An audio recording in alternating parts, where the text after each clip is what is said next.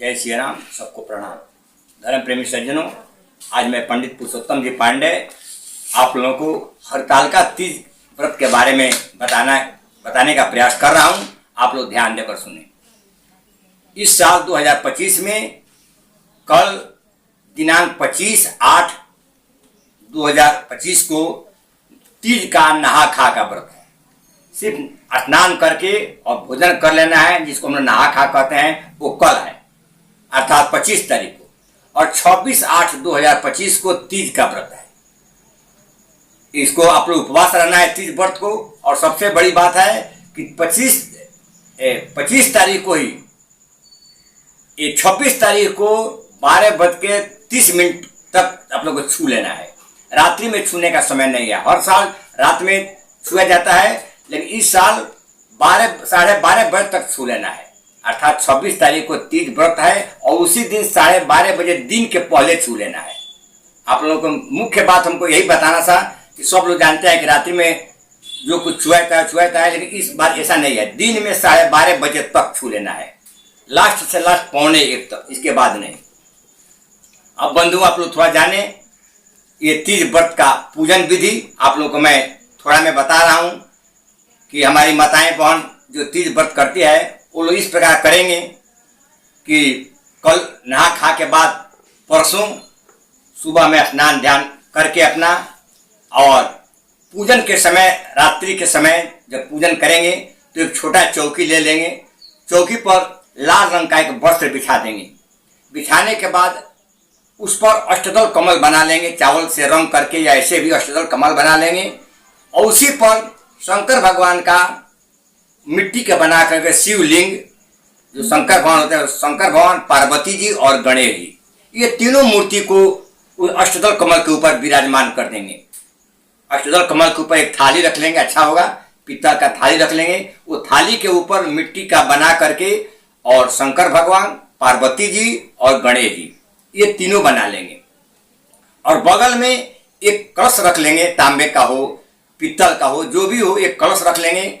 उस कलश में शुद्ध जल डालेंगे, थोड़ा गंगा जल डालेंगे, उसमें हल्दी का गांठ डाल देंगे, अक्षत डाल देंगे, फूल डालेंगे, पान का पत्ता, सुपारी और कुछ पैसा, ये डाल देंगे। इसके बाद आम का पल्लव डाल देंगे।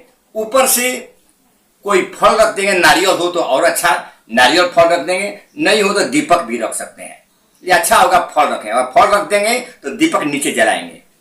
इस प्रकार ये चौकी पर इतना व्यवस्था हो गया। उसके बगल में जहां आप रखेंगे, वो थाली में शंकर भगवान, गणेश जी और पार्वती जी मिट्टी का बनाकर रखा जाता है। अच्छा यही होता है। अगर बाई चांस ऐसा नहीं हो, या आपके पास अलग से वो शंकर भगवान का फोटो हो, शंकर भगवान पार्वती जी का, तो उसको भी बगल में खड़ा कर सकते हैं इस तरह रख करके।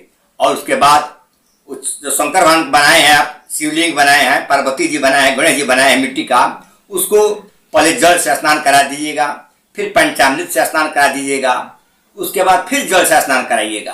स्नान करा करके और वो जो रक्षा का सूता होता है उसको जनेऊ के बदला में शंकर भगवान को, गणेश जी को पहना देंगे, पार्वती जी को उपवस्त्र के रूप में उसको दे देंगे। इसके बाद शंकर भगवान को, गणेश जी को चंदन लगा देंगे, पार्वती जी को भी चंदन लगा देंगे। इसके बाद इन लोग शंकर भगवान के ऊपर बिल्वपत्र चढ़ा देंगे, गणेश जी के पास बिल्वपत्र चढ़ा देंगे।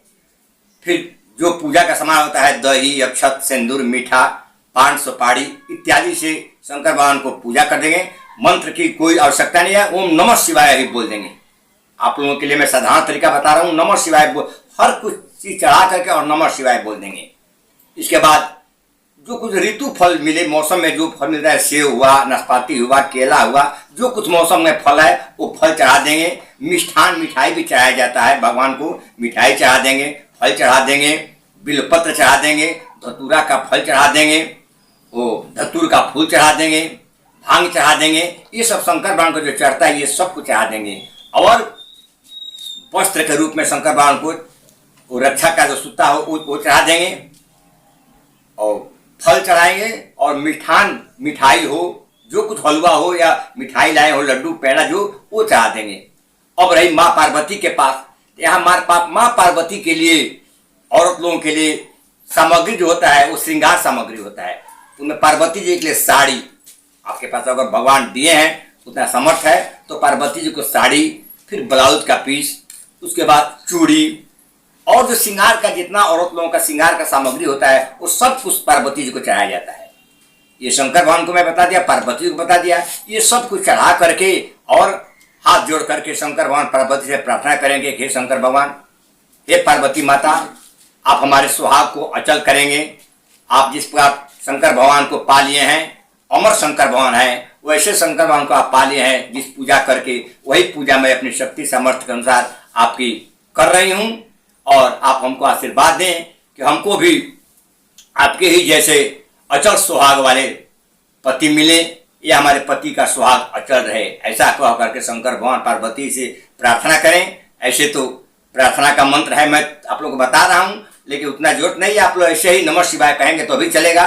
मैं श्लोक आप लोग को बोल रहा हूं, तो श्लोक यही है कि मंदार माला चकुल ताल काई, कपाल माला कृत शेखराय, दिगंबराय दिगंबराय नमः शिवाय च नमः शिवाय। यही मंत्र है। कोई मंत्र की आपको आवश्यकता है, कर्पूर गौरम करुणावतारम जानते हो तो इसको पढ़ देंगे, कुछ नहीं तो सीधा भाव से जैसे मैं बता दिया वही शंकर भगवान को बोल करके नमः शिवाय करके प्रणाम करेंगे, शंकर भगवान खुश हो जाएंगे। शंकर भगवान पार्वती जी का जो व्रत है सुहागिन स्त्रियों के लिए ही है। यह है, सब त्योहार छूट जाए लेकिन सुहागिन औरतों को तीज का व्रत कभी नहीं छोड़ना चाहिए। जो शक्ति दिया हो, जो भगवान दिए हो, उस शक्ति के अनुसार शंकर भगवान की पूजा फल फूल से करें। शंकर भगवान तो वो देवता है कि जो दे दिए उनको मंजूर है। बेलपत्र चढ़ा दिए, भांग चढ़ा दीजिए, जो कुछ चढ़ा दिए उन पर खुश रहते हैं। एक लोटा जल चढ़ा दिए खुश रहते हैं। ये पार्वती जी के लिए श्रृंगार की सामग्री, वस्त्र अर्थात साड़ी, ये सब चढ़ाना चाहिए। इसलिए स्त्रियों के सुहाग का वस्तु है। ये पूजन की आप लोगों को मैं थोड़ा बता दिया। अब एक छोटा सा कथा है ये तीज के बारे में। ये तीज का नाम हरतालिका है। हम लोग तीज कहते हैं लेकिन शुद्ध नाम हरतालिका है। इसलिए आप थोड़ा में समझ लीजिए कि कैसे तीज व्रत हुआ। एक समय की बात है, पार्वती जी हिमांचल राजा की लड़की है, सबको पता है। एक बार नारद जी आकर के हिमांचल राजा को बता दिए कि आप अपनी लड़की के लिए खूब सुंदर वर मैं देख कर आया हूं, उसी वर के साथ अपनी लड़की का विवाह कर दीजिए। हिमांचल राजा बोले जी कौन सा व्रत है, तो कौन वर है हमारी लड़की के लिए। नारद जी बताए कि भगवान विष्णु, और भगवान विष्णु ही खुद हमको भेजे हैं तुम्हारे पास। इसलिए तुम अपने, इससे अच्छा भाग्य क्या होगा कि भगवान विष्णु खुद तुम्हारे पास लड़की का हाथ मांगने के लिए हमको भेजे हैं, तो आप अपने लड़की का शादी भगवान विष्णु से कर दीजिए।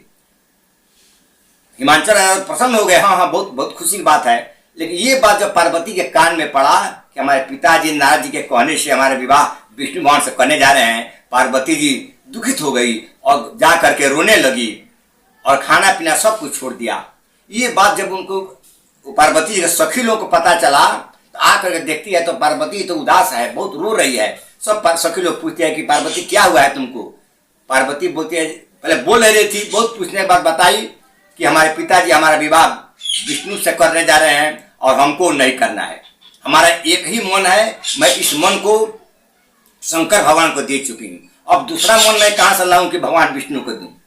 इसलिए हमारा एक मन है, मैं इस मन को भगवान शंकर के प्रति निछावर कर दी हूँ। मैं उनको पति मान लिया हूँ। अब हमको कहीं शादी नहीं करना है और हमारे पिताजी विष्णु भगवान से करने जा रहे हैं। इसीलिए मैं ये निर्णय कर लिया हूँ कि मैं मर जाऊंगी, मैं जिंदा नहीं रहूंगी, न हमारा शादी होगा। ऐसा सुन करके उनकी जो सखिया थी वो समझाई कि घबराओ नहीं, हम लोग तुमको लेकर चलते हैं। वही सब सखिया पार्वती को चोरी करके और लेकर के जंगल में चली गई। वहां जंगल में एक नदी बह रही थी, पर्वत का कंदरा था, वही नदी के पास ले जा करके छिपा करके सब सखिया और पार्वती जी को रख दी, क्योंकि यहीं पर हो, किसी को पता ही नहीं चलेगा कि तुम कहाँ हो। पार्वती जी अपने को सुरक्षित पा गई। उस नदी बह रही थी, उस नदी के बगल में पार्वती जी रह रही थी और वहीं पर बालू का बटोर करके, बालू का भगवान शंकर का शिवलिंग बना करके और उसी शिवलिंग को बेलपत्र के साथ पूजा करती थी। बहुत दिन पूजा की, कितने बरसात धूप गर्मी सब बीत गए। शंकर भगवान की पूजा करे थी माँ पार्वती। इसके बाद शंकर भगवान जब यही दिन आया, यही तीज भादों के शुक्ल पक्ष का तीज आया, उसी दिन भगवान शंकर प्रकट हो गए और बोले कि पार्वती मैं तेरे ऊपर प्रसन्न हूँ, तेरी भक्ति से तेरी पूजा से प्रसन्न हूँ, बोलो क्या चाहिए तुमको, क्या वर मांगती हो। पार्वती बोली कि हमको मांगना क्या है, आप अंतर्यामी हैं, आप सब कुछ जानते हैं, हमको आपको पति के रूप में मैं चाहती हूँ, आप हमको पति ही रूप में हमको रहने का वरदान दीजिए, बस हो गया। शंकर भगवान खुश हुए, बोले कि ठीक है यही होगा, मैं तुमको पति के रूप में स्वीकार, तुमको अपनी पत्नी बना करके और मैं पति तुम्हारा रहूंगा, ये मेरा आशीर्वाद है। ऐसा बोलकर शंकर भगवान अंतर्ध्यान हो गए। अब ये जो हिमांचल राजा को पता लगा कि भाई हमारी लड़की कहाँ चली गई, वो तो भुला गई थी, खोजते खोजते बहुत व्याकुल थे, परेशान होते होते आए जंगल में, जहाँ पार्वती जी वही शंकर भगवान की शिवलिंग बनाकर पूजा कर रही थी। वहां आकर देखे तो रोने लगी अपने बेटी को, बोले कि बेटी तुम यहाँ क्यों आई हो। वो बताई कि सच्चाई बताई कि ऐसा ऐसा बात है, आप हमारा शादी कर रहे थे भगवान विष्णु से, हमको वहां शादी नहीं करना है, मैं तो शंकर भगवान शादी करूंगी, इसीलिए मैं यहाँ भाग कर आ गई हूँ, हमको सखी लो लेकर आई है और मैं शंकर भगवान की पूजा कर रही हूँ। देखिए सामने भोला बाबा का शिवलिंग में बनाकर पूजा करती हूँ बालू का। हिमांचल राजा प्रसन्न हुए, कहे कोई बात नहीं, जो तुम चाहती हो वही होगा, मैं तुम्हारा विवाह शंकर भगवान से ही करूंगा। बंधुओं उसी दिन से ये जो सखी लोग उनको पार्वती जी को लेकर आई तो हर करके लाई। तो हरण का नाम चोरी को हरण कहते हैं। सीता हरण सुने होंगे, सीता हरण मतलब सीता को हर करके रावण ले गया था। इसी प्रकार सखियां सब मिल करके और पार्वती जी को हर कर लाई थी, इसीलिए इसका नाम हरतालिका पड़ गया। इस व्रत का नाम हरतालिका हो गया, क्योंकि सखी लोग हर करके लाई पार्वती को। और तीज तिथि के दिन शंकर भगवान प्रकट होकर के वरदान दिए कि मैं तुमको पति के रूप में मैं मिलूंगा और मैं तुमको स्वीकार करता हूं पत्नी के रूप में। वो दिन तीज था, इस भादों के शुक्ल पक्ष का तीज था, इसलिए तीज के दिन का ये घटना है। और सखी सब हरण करके चोरी करके लाई, इसलिए इसका नाम हरतालिका तीज व्रत हो गया। बंधुओं इसके बाद वही पार्वती जी से शंकर भगवान का शादी हुआ। शादी का प्रसंग तो सबको मालूम है, तो शंकर भगवान शादी का प्रसंग तो कहा जाए तो 2-4-5 घंटा लग जाएगा। शिव पुराण से कहूँगा तो भी और रामायण से कहूँगा तो भी, लेकिन आप तो जानते हैं शंकर भगवान पार्वती शादी हुआ। लेकिन हमको जो कहने का मतलब था कि सखियां चुरा करके पार्वती जी को लाई और फिर इसके बाद बाद में हिमांचल राजा ले गए पार्वती जी को और शंकर भगवान शादी कर दिए। इसीलिए इस व्रत का नाम हरतालिका तीज हुआ। बंधुओं ये व्रत सुहागिन स्त्रियों के लिए है। जो स्त्री अपना सुहाग को अचल अमर करना चाहती है वो शंकर भगवान पार्वती जी का तीज व्रत अवश्य करती है। इसलिए मैं यही कहूँगा कि जितने भी सुहागिन स्त्रियां हैं वो शंकर भगवान पार्वती से प्रार्थना करेंगी, हे भगवान, हे माता पार्वती, आप हमारे सुहाग को अचल कीजिए, अमर कर दीजिए, क्योंकि आप संसार की माता हैं और ये संसार के पिता हैं। आप जगत जननी हैं और ये विश्वनाथ हैं। ये कह करके शंकर भगवान को जो कुछ आपके पास कोई मंत्र की आवश्यकता नहीं है, नमः शिवाय जानते हैं ना, नमः शिवाय से बोलेंगे, कर्पूर गरम कह के शंकर भगवान को प्रणाम करेंगे। यही बता करके मैं अपने वाणी को विराम देता हूँ। बोलिए प्रेम से शंकर भगवान की जय।